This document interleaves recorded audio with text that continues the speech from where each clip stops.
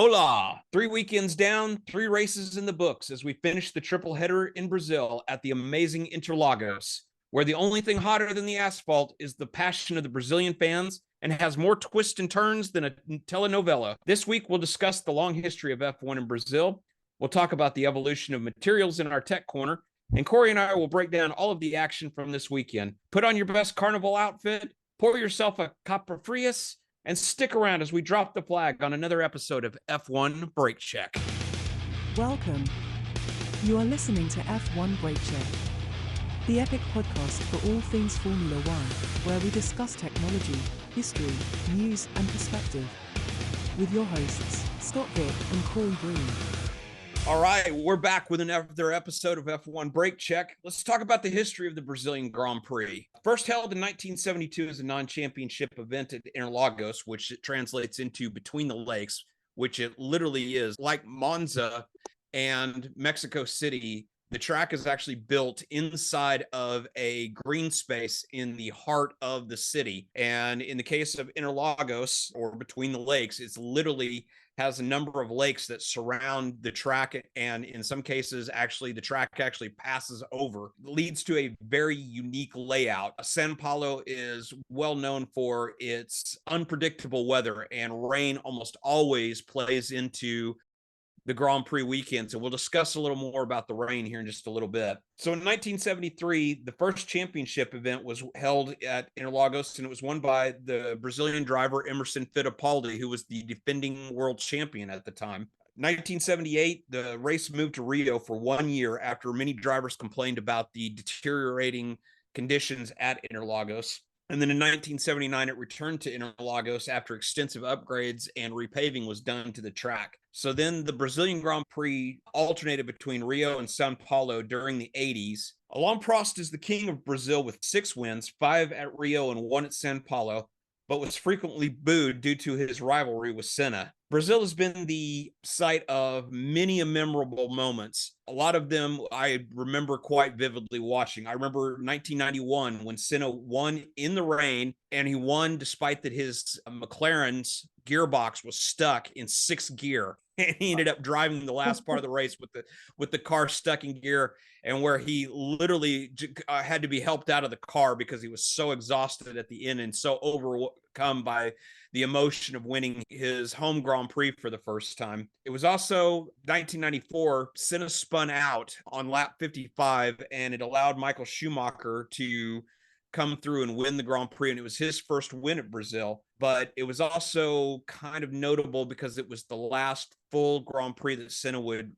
participate in, because 2 weeks later they would move to Imola, and we all know about the tragic events from that weekend that saw us lose not only Ayrton Senna, but the late Roland Ratzenberger. 2003, I don't know if you were a fan yet, Corey, of Formula One in 2003, if you would remember it, but 2003 ranks up as not just one of the craziest Brazilian Grand Prix, but one of the craziest Grand Prix ever. There was heavy rain during practice and qualifying that saw at one point the Grand Prix Drivers Association actually signed a petition to abort, I believe it was either one of the free practices or maybe it was qualifying, due to the heavy rains. Because of some timing issues and everything, they didn't get the petition out to all of the drivers before the session was supposed to start. And because the rain tapered off, the organizers deemed the track was safe to drive, and they went ahead with qualifying. During the race, though, it saw a number of the front-running drivers like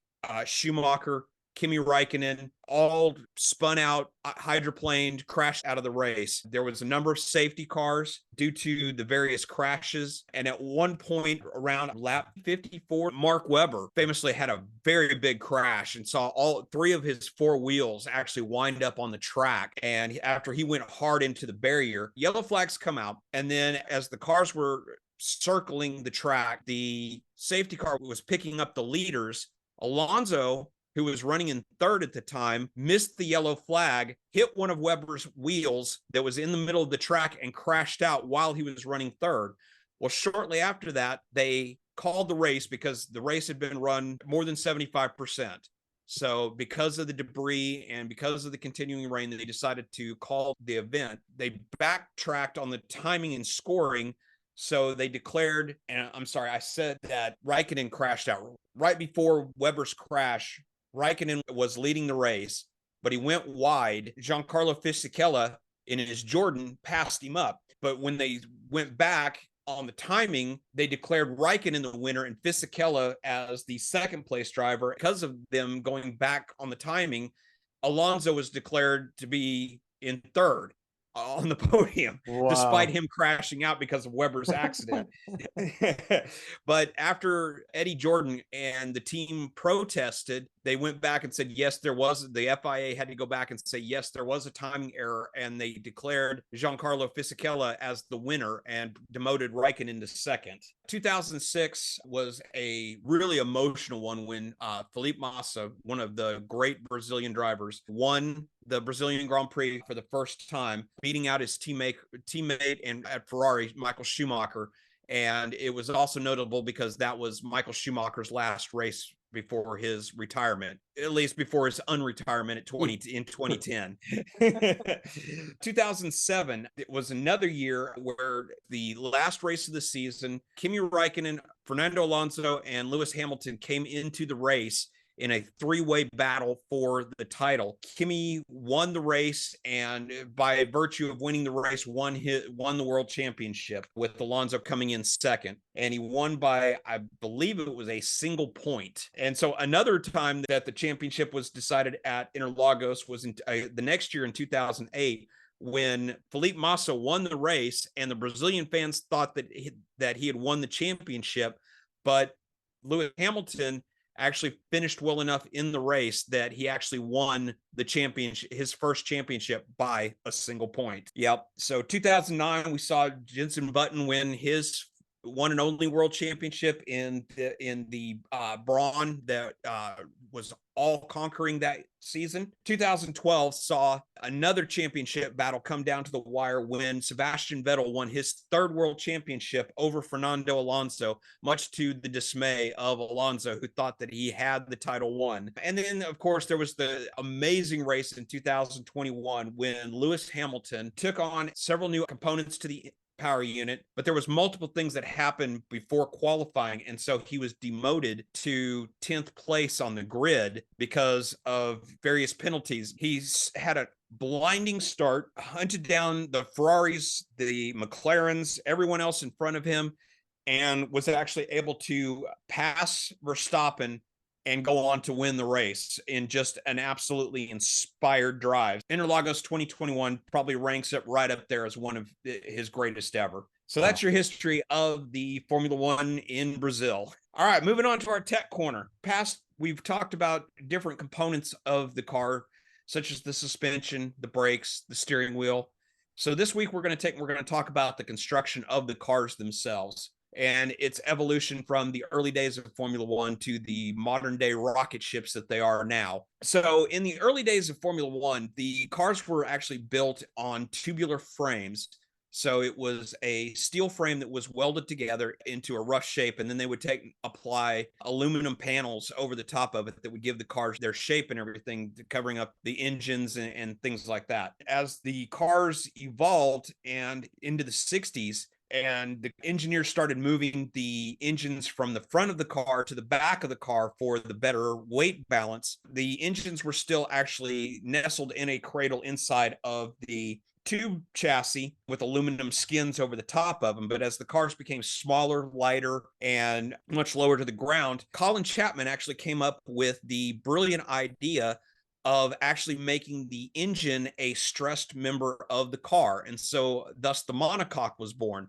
So for those of you who are relatively new to Formula One, the monocoque is the area where the driver sits. Now it's really kind of considered a safety cell. Back then it was basically just considered a cockpit because it was simply the place where the driver sat and where the controls for the car were placed. Unlike a frame chassis where the wheels are attached and the suspension components are attached to the frame, on a monocoque, the area where the driver sits is actually bolted onto the engine itself, and the engine actually becomes a stressed member of the car.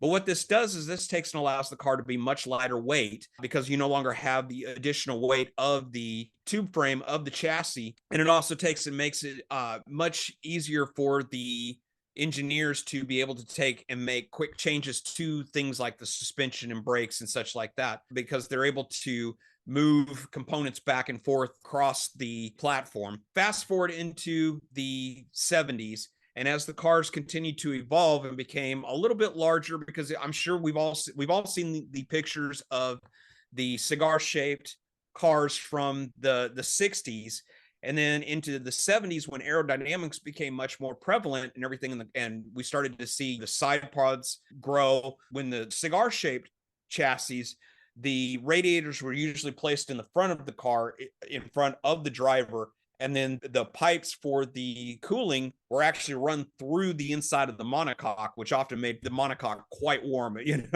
because of the heat. And then as more and more electronics were added to the cars, that just added more and more heat. The engineers figured out that it was actually better for the cooling, build the side pods that we know today, and move the radiators into those side pod areas, because it reduced the amount of distance that the fluids had to travel from the radiators, and also allowed them to run smaller, lighter weight radiators, but more of them. So instead of having to run one large radiator in the front of the car, they were able to actually run multiple smaller radiators off to the sides. The skins of the cars were still made out of aluminum. So we fast forward into the 80s, and McLaren pioneered the introduction of carbon fiber, which at the time was a material that was primarily used in the aerospace industry. It was created by NASA as part of the Gemini and Apollo programs. And for those who are not familiar with what the whole point of carbon fiber is basically you take sheets of a carbon material that is actually woven. You then take and lay it into a mold in the shape of the component that you're wanting to make. They will take and put it into what's called an autoclave, which it takes and puts the mold under an incredible amount of heat and pressure. And by putting it under that heat and pressure,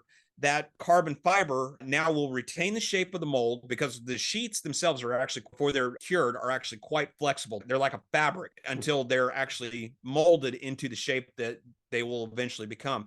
But one of the benefits of carbon fiber is they can actually lay it in multiple layers, which increases the strength of the material exponentially without exponentially increasing the weight.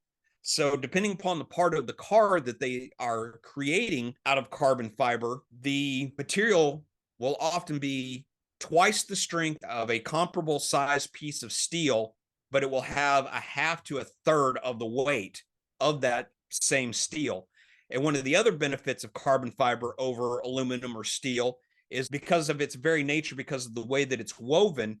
When a driver has an accident, as everybody has seen, even just as recently as this weekend, when the car goes into the wall, it looks almost like the car's like exploding. The damage looks just tremendous because entire parts of the car will be ripped off and torn up. And this is actually by design. Unlike metal, which is designed to, when it's damaged, it basically crumples. Carbon fiber actually disintegrates. And what that does is it takes and it dissipates that energy. And instead of going into the rest of the car and primarily the driver, all that energy is dissipated by the carbon fiber disintegrating. So McLaren takes and starts working with the aerospace industry, and starts developing certain parts of the bodywork were made out of carbon fiber. And over time, as teams started introducing more and more parts made out of carbon fiber, they started learning more and more about how to properly construct the carbon fiber for different parts of the car. So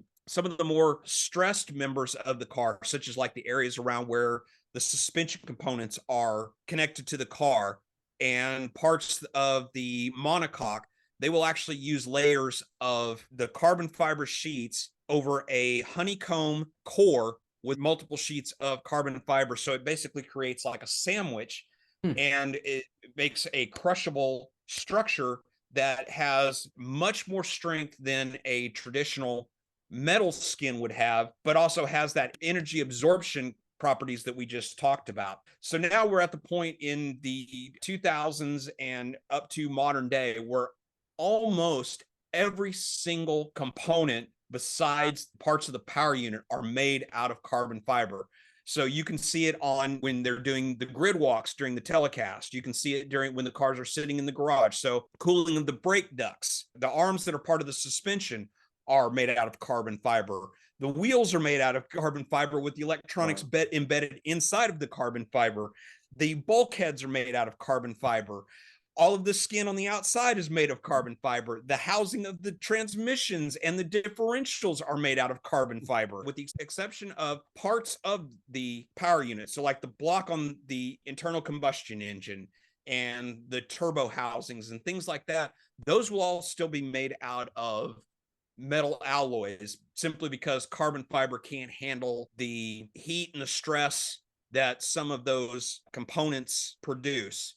But now there are parts that actually inside of the power units that are made out of carbon fiber. So like the covers over the valve covers will be made out of carbon fiber. I could be wrong. I thought I saw some place where one of the teams was actually on the turbos. They were actually making the impellers inside of the turbos out of carbon fiber because they could actually, because of their lighter weight, the impellers could actually spin faster. Now, whether or not they're still using that or whether that was abandoned because of reliability issues, I don't know. I'll have to do some research on that one.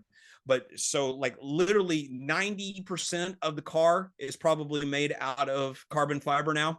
It's so crazy. I knew a lot of it was, but I had no idea, especially like the transmission housing. I would have thought that there's no way that would be out of carbon fiber. That's shocking to me.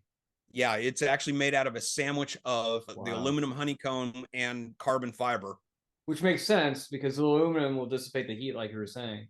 Wow. Yes, exactly. They've come quite a ways from the initial days of first just having parts of the skin that went over the car being made out of carbon fiber to where we're at today, where almost every component is made out of carbon fiber. I can remember when back in the mid to late 90s, who actually started experimenting with building the suspension components like the control arms and the push rods and things like that out of carbon fiber.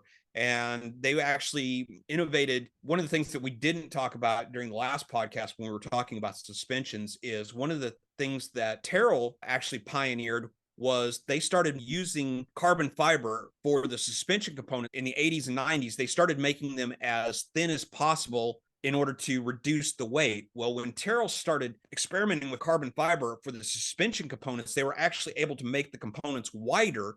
And by doing that, they were actually able to shape the components better.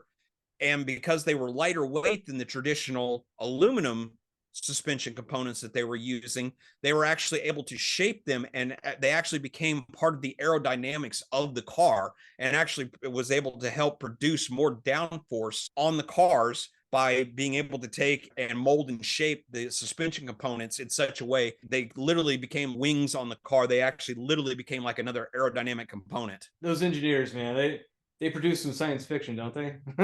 They do. They really crazy. do. That's the reason why the cars are more like rocket ships than they are traditional vehicles, because of the high-tech components and materials that the cars are literally constructed from the ground up out of. I do want to add one little caveat, though, that just came to me, though, is that the wheels themselves are still made out of a magnesium, titanium, and aluminum alloy, and that's mandated by the FIA. But there is actually one of the supercar manufacturers, Koenigsegg, out of Denmark, actually pioneered a process where they are actually able to make wheels out of carbon fiber.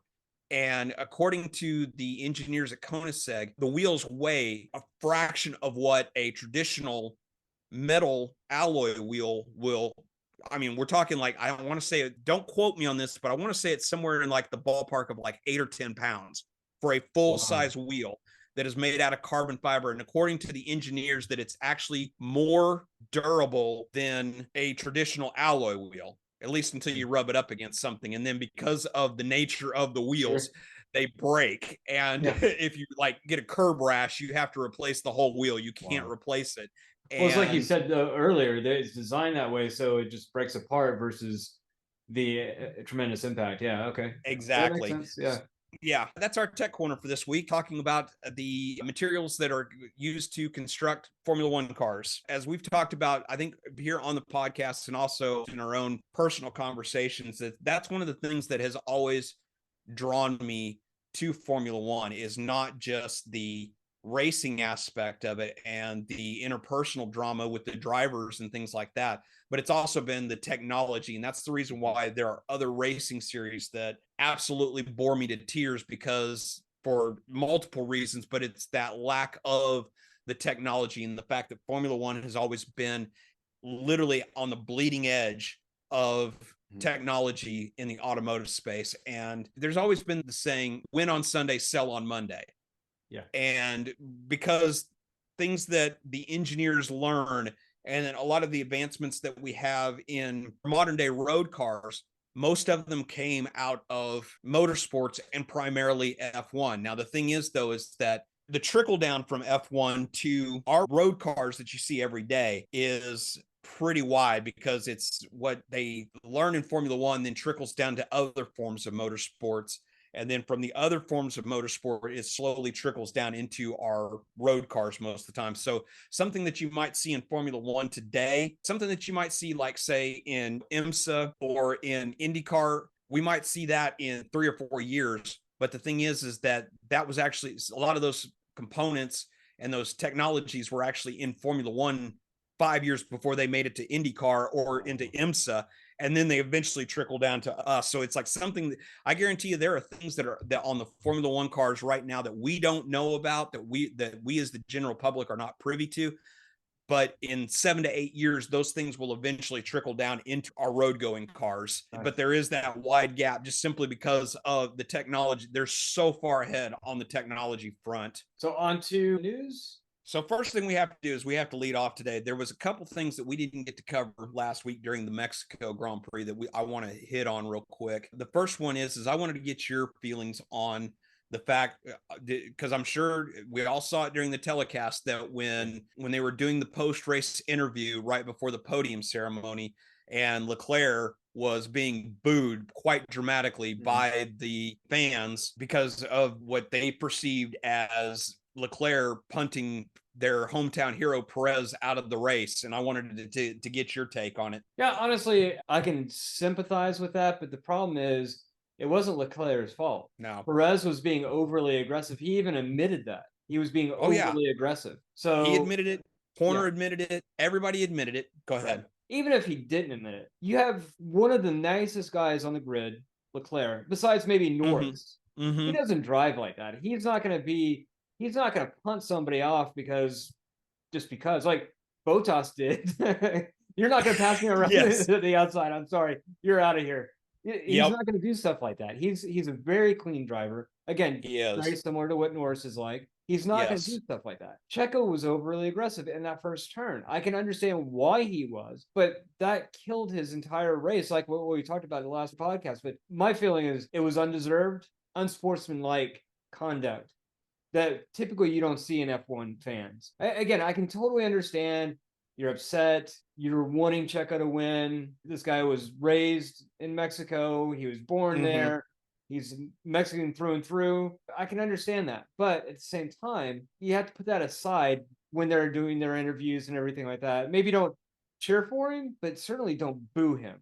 And the last thing you should do is go try and start a fight with other Ferrari fans. That is just wholeheartedly unacceptable. Yeah, which dovetails perfectly into our next point, is the fact that I'm sure everybody by now has seen the footage of there were some fans, some dressed in Red Bull garb, some dressed in other teams' garb, who were actually attacking fans in the stands. And there was actually quite a fight that broke out in the stands where they were literally attacking a Ferrari fan after the Leclerc-Perez incident. I agree with what you just said just a few minutes ago, and the fact that it's very unsportsmanlike, and it's one of those situations again where we're seeing, fans behaving badly. I mean, it's just like, the concerts that you see where people are throwing stuff on stage at the performers and stuff. And it's really the exact same thing. It's like, okay, it was a racing incident. Yeah, your guy didn't come out on the good end of it. Yeah. But that's not a reason to take and attack one of your fellow fans who's sitting there in the stands. And I mean, and there are kids there. You can see them in the background. There were literally children there that they are now, you may not have completely turned them off of Formula One, but you're going to make them, for a while, they're not going to want to go to a race again, which is not good. We don't need to be putting out that. Formula One fans cannot be putting out that kind of negativity, especially for the younger fans who were literally right there. If this fight had been any worse than what it was, these kids could have gotten hurt. And they're there with their families to enjoy this race. And you're being a dipshit, and attacking somebody else just because they're wearing a Ferrari shirt. It's like, come on. This is like the first documented fist fight that I know of. I mean, I've heard of the trash talking and sometimes it getting everything getting a little out of hand at some races. But this is the first one I've actually seen it actually come to fisticuffs. And I'm embarrassed. I'm embarrassed for those fans. That's a great way to put it, because this does put the sport back. Yeah, this is Formula One. It's not the WWE. It's not wrestling, So enough about that. All right. So one of the things that I want to talk about real quick before we go into the Brazilian discussion is the Logan Sargent rumors / fake news. So we still have yet to see any official word that Logan Sargent has been able to keep his seat for 2024.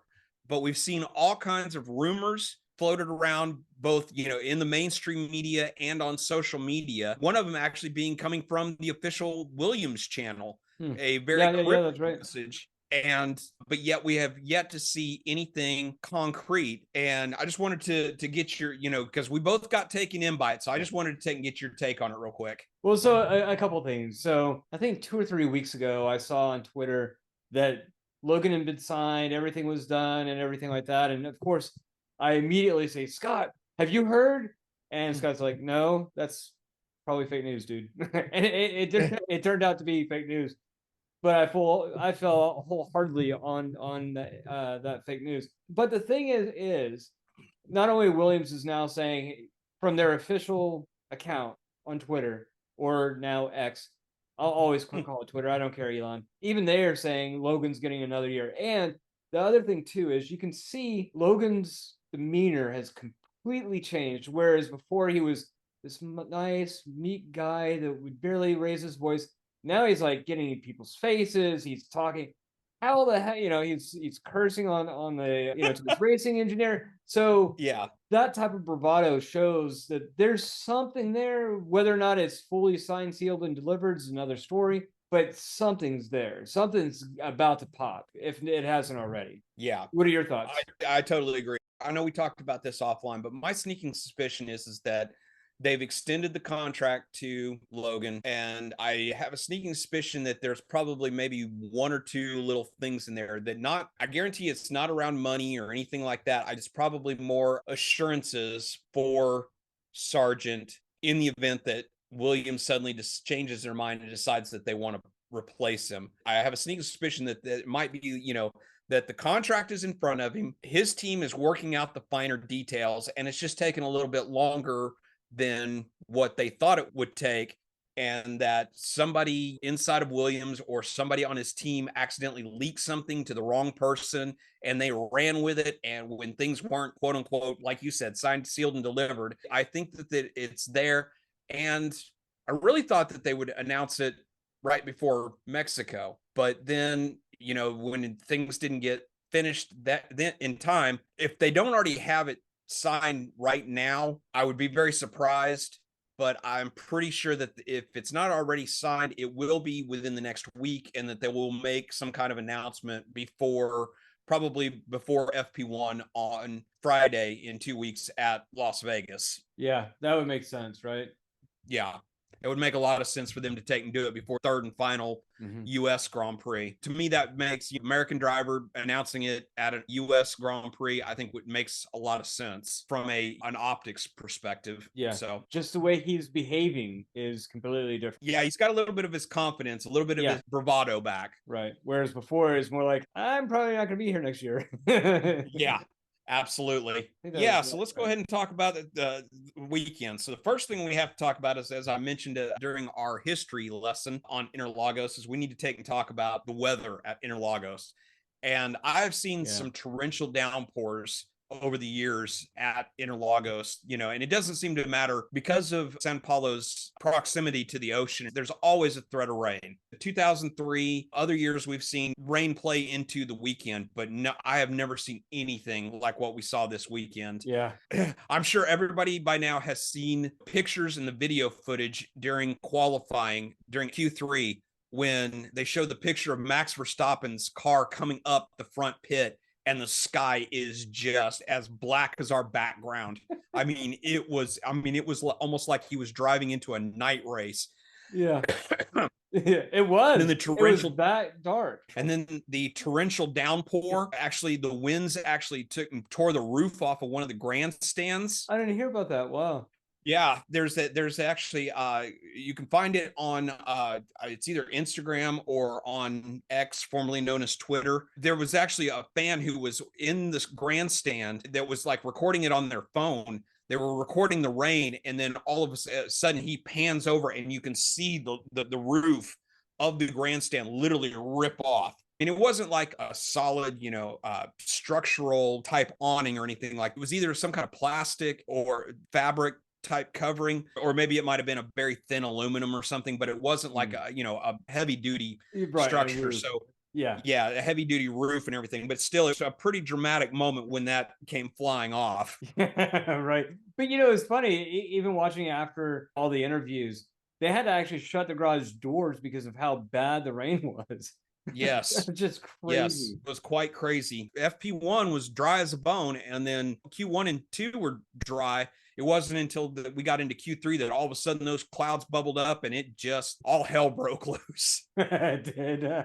Okay, so let's talk about the sprint real quick. We all know how the sprint came out. Verstappen comes out on top. Lando comes in second. It was me personally, I thought it was kind of uneventful. Norris' pole position was inspired. Once again, McLaren is showing that the new car has a tremendous amount of pace, just a hair's breadth within being every measure of the Red Bull. So it just so happened that Verstappen got a better start. Oh, that start was amazing. That start, right? yeah, that start was absolutely, that thing was it was a thing of brilliance. It's pure and simple. It was. Yeah. It was that's probably one of the greatest starts I've ever seen. It was just unbelievable. And good on Verstappen.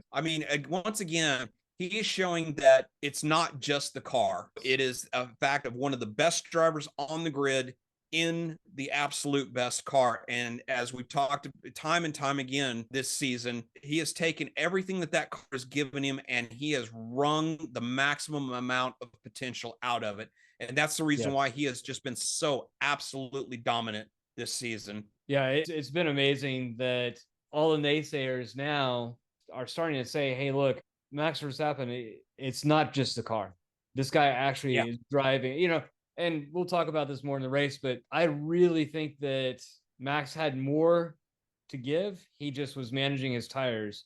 He could have had a lead. So like I said, I didn't think that the sprint race was all that great, but I thought some of the drivers' comments after the fact were much more interesting. We've already talked about this a number of times this season, of my feelings on the current sprint format. I liked it much better last year. I understand that Formula One trying to make the racing a little more exciting and trying to make the goings on Saturday more interesting for the fans who bought a ticket for the whole weekend. But I really liked last year's format much better, where we still got 2 free practices. We got a qualifying in the morning, and then for the sprint, and then the sprint race actually set the grid for the race the following day. Yeah. And I thought that took and added a little more excitement to the racing. So drivers who may have not had a great qualifying session, but had a really good race car, could actually improve their grid position for Sunday through the sprint. And I like that a lot better. I think the current sprint format that they've been using this year, I don't think it really adds anything to the race weekend. Max has been very vocal in the fact that he doesn't like the sprint format at all in any way. He doesn't like this year's, he doesn't like last year's. He said somewhere that his idea for a race weekend was FP1 and 2 on Friday, FP3 in the morning on Saturday, qualifying in the afternoon, and a race on Sunday. He thinks that would be a novel concept. Do you see Checo's comments? So he made the comments of that he would like to see them do something different. They're going to continue with the sprint shootout format. He was saying that probably what they should start doing is like maybe do like a reverse grid or something like that for the sprint. That's kind of cool. I think that's a great idea. They were floating that idea even in just regular qualifying for the regular races. They've been talking about doing some kind of reverse grid or something. And to be perfectly honest with you, I think that it's a very cool idea, but it would be very hard to implement because then you would have drivers that would be sandbagging and things like that in order to not have as much of a disadvantage come race day. And I think you would have to take and put some pretty big incentives, being at your absolute best for qualifying, monetary incentive or a very large points incentive behind that to incentivize the drivers to do their absolute best during qualifying. I think it could be, a pretty interesting concept. So let's talk about the race. So first thing we have to talk about is we have to talk about the first lap chaos. Yeah. Oh my gosh. Yeah. So up and down the grid, we had just absolute pandemonium. First of all, Max gets off to so actually before we even get into the first lap chaos, we have to talk about the formation lap chaos.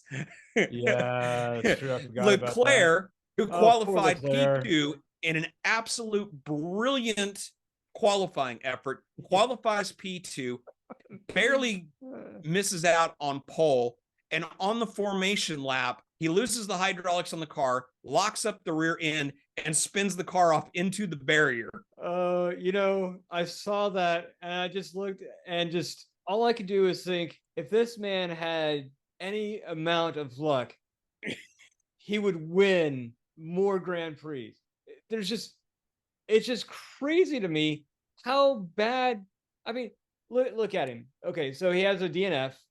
He has a disqualification in Austin. He would have so many more points and Leclerc. Well, he is literally the epitome of the saying, if it weren't for bad luck, I'd have no luck at all. And he basically said the exact same thing. Did you hear his radio transmission? Yeah. After he went into the thing, he says, why is my luck so bad? Why can't I catch a break? And you just got to feel for the guy. I know. It's like, and then, he has to make the long walk back to the pits and everything. And it's just, you just have to feel for the guy that it's like this entire, he went from second place in the Drivers' Championship last year to just absolutely nothing is going his way this season. And I just feel for the guy. And I'm sure that he's probably just like, let's get through these last two races. I'm going to go off on holiday for a while and I'll come back recharged and ready for next year. That poor guy, man. I'm telling you what do you do, man? If you're him. Yeah, absolutely. Leclerc's able to move the car off the track behind the barriers and everything, so they don't have to delay the start. The lights go out, away they go, as Crofty would say. Just pure pandemonium. First off, before we talk about the chaos further back in the pack, we have to talk about Hamilton and Lando's brilliant starts. We talked about how brilliant Verstappen's start was during the sprint to overtake Lando going into the first turn. We have to take and talk about Hamilton and Lando sandwiching the Aston Martins. Kudos on the Aston Martins. They actually get off to a great start and are actually able to pass both of the Aston Martins on the outside, respectively, going down into the first turn. And so Lando went from 6th to 2nd before the first turn. Yeah. And same thing for Hamilton, who went from 5th to 3rd before the first corner. So, I mean, just absolutely brilliant start from both of them. Yeah, completely. Again, you just look at how they took off. Their takeoff times were just blazingly fast. And again, Max is in a different class all of his own. But, oh my gosh, I can't imagine having that type of reflex. Just like, oh yeah, faster than that. It's so fast how they get off the line. yes, absolutely. It's incredible. I mean, when you're talking literally tenths of a second reaction time, it's just unbelievable. Another guy that you got to feel for is Alex Albon, another guy who makes a fantastic start. Not a great qualifying session for him on Friday. So he's further back in the pack than what I think that what he and Williams really thought that they would be. He makes an absolutely brilliant start. Poor Hulkenberg. You feel bad for Albon. You feel bad for K-Mag. You feel bad for Hulkenberg, all because they're all caught up in this chaos, but it was just another racing incident where Albon gets squeezed. You actually see Hulkenberg trying to back out of it. Albon gets tagged. He takes and then swerves into Magnussen. Magnussen takes and gets spun off the track. Tires are flying everywhere. One of the tires actually hits the rear end of Danny Rick. You saw Piastri take and get tagged in the back. Yep. So it's like damages his rear wing. Now, I haven't seen a chaos at the start like that in quite a while. Oh, no kidding. It was just amazing. What was it? 5 cars that were DNF'd that the entire race. And to start off, even before you get to turn 1, what they had 3. If it wasn't red flagged, we would have had more. Piastri. Oh yeah, absolutely. In fact, they retired Piastri until they red flagged. It was nuts. It really was. It really was. They red flagged the race. Cars come in. There was a lot of debate on the Sky telecast about whether if they had been able to get the car back to the pit, if Leclerc would have been able to restart. And then Brundle took and said that no, under the rules, because he had stopped on track and had quote unquote abandoned the car, that at that point he was considered DNF. Yeah, that's why. Yeah. So actually, in this case, it was actually a DNS for, did not even start. So, then you had Alex Albon, Kevin Magnussen all out. Like you said, Piastri actually got tagged in the back. He had already come into the pits and they had told him to cut the engine. Yeah. They had wheeled him back in the garage, and then the red flag came out. And so the mechanics immediately scrambled it into go mode. Firefight mode. And, yes, they absolutely did a brilliant job of getting the rear wing replaced on Piastri's car. Same thing with Danny Rick. They had pulled the car back into the garage for the red flag, had started work on it, trying to hopefully maybe getting back out. And then the red flag comes out, and it's like, hey, all right, we got time to repair the cars and everything. Yeah. But because they'd already been pulled back into the garage, they were now deemed to, because they never formed up behind the safety car before they came into the pit, the FIA declared a standing restart. But because they had already come into the pits before the safety car, because they had never formed up behind the safety car, they had to start from the pit. And then they were held up because of the start, because Interlagos has such a long pit out that they actually came out behind the pace car and were immediately 1 lap down. So you got to feel that even after the mechanics went through all the work to get the cars fixed and got them back out, both drivers were already a lap down. I was wondering, Scott, about this when I was watching the race. You're a lap behind.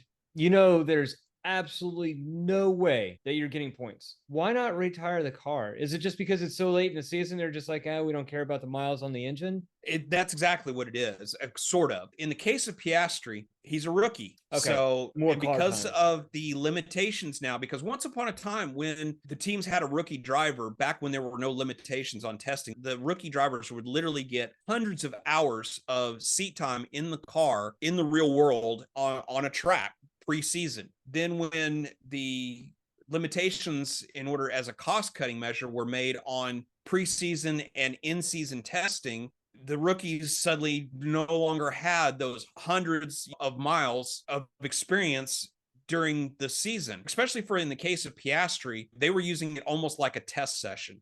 So they were literally sending him out, although we weren't privy to radio transmissions from Piastri because at that point he was so far behind. We ended up finishing 2 laps down. They literally were using that as a test session. So they were using that to give him seat time so that he had more time to get acquainted with the car, Also, it was his first time ever at Interlagos, so that gave him more time for when they come back there next year. If they had just retired the car after 2 or 3 laps, he wouldn't have had all that extra experience that he got from running the entire distance, even though he was 2 laps down. Now, in the case of Danny Rick, because he's already a very experienced driver, for him, it wasn't so much about the seat time. The AlphaTauri was using it as a learning experience. This late in the season, like you said, it's like, why bother? Well, it's because now they're in learning mode, trying to figure out things that they can do for the car for next year.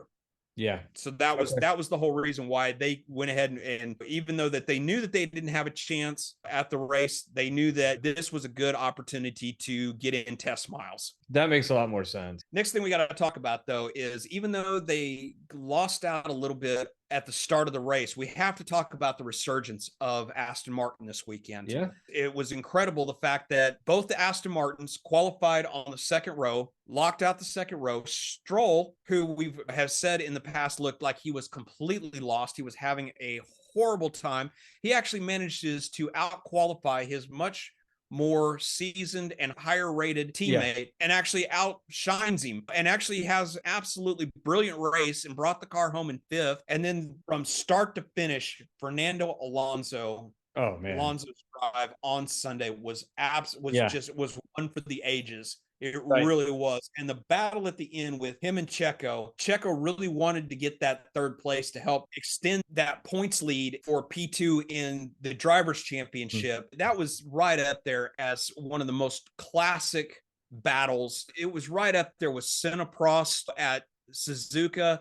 It was right up there with Mansell and Kay also at Suzuka. I mean, this was up there as one of the all-time great battles, and it was so much fun to watch. Yeah, it really was. We didn't talk about it yet, but you were talking about how Checo was trying to get further ahead in the points. Man, Mercedes. It was like Red Bull in Singapore.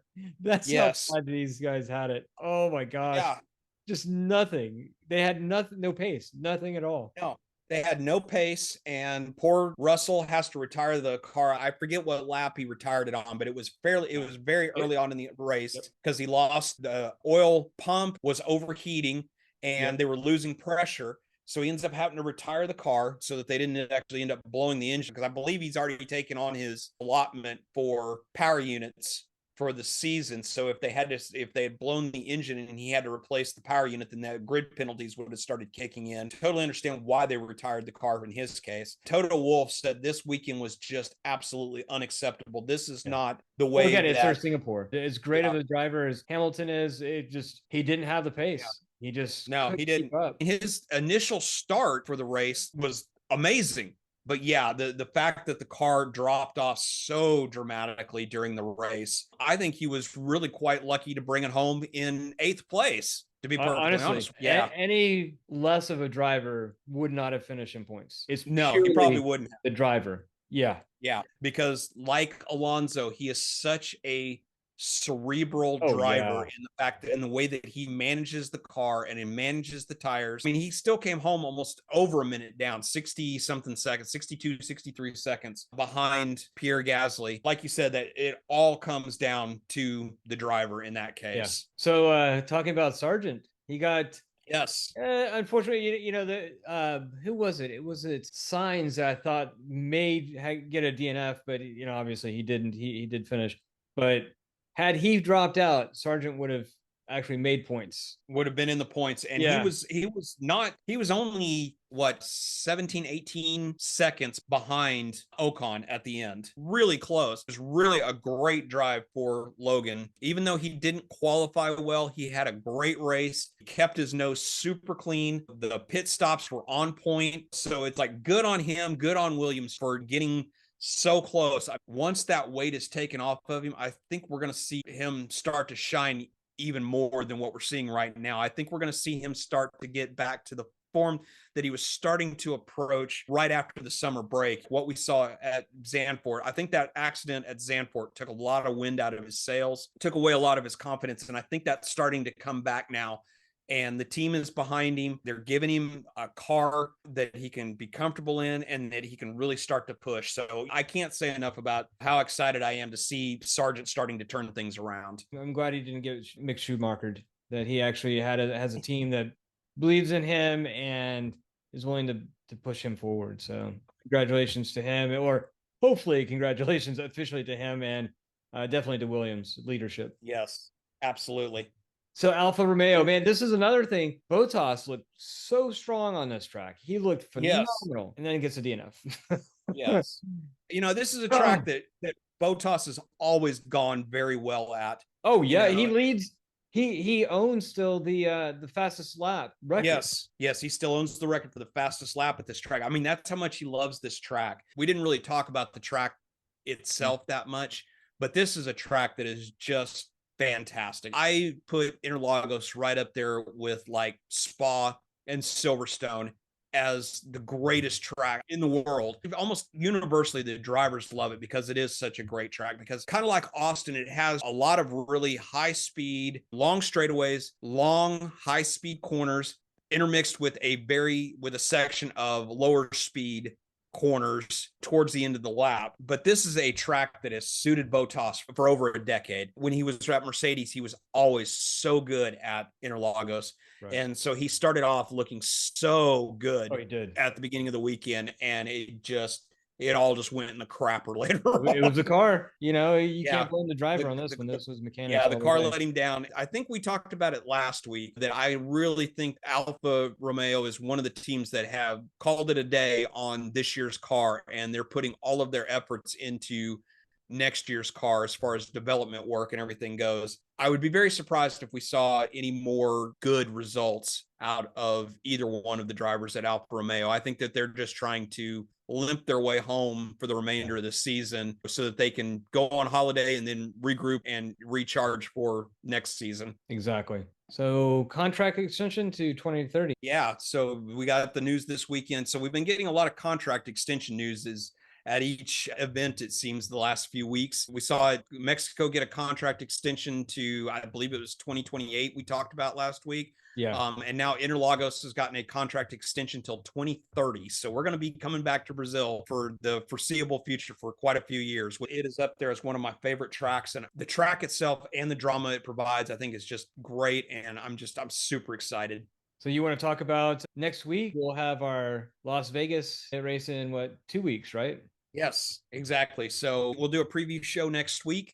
I have kind of mixed feelings about the race. We're on to Las Vegas in 2 weeks. We'll have our preview episode early next week where we'll preview the race and talk about our feelings about Formula One coming to Las Vegas and some of the news and rumors and stuff that we've seen about the infrastructure at Las Vegas and about the track itself. Yeah, I'm excited. So I think it's time to go ahead and box this beast. And we'll be coming to you early next week with our Las Vegas preview, where we'll preview the track, its construction, some of the rumors and infrastructure issues that we've been hearing about. And we'll come to you again in 2 weeks with our breakdown of the happenings at the Las Vegas Grand Prix. Until then, for Corey Brune, I'm Scott Vick.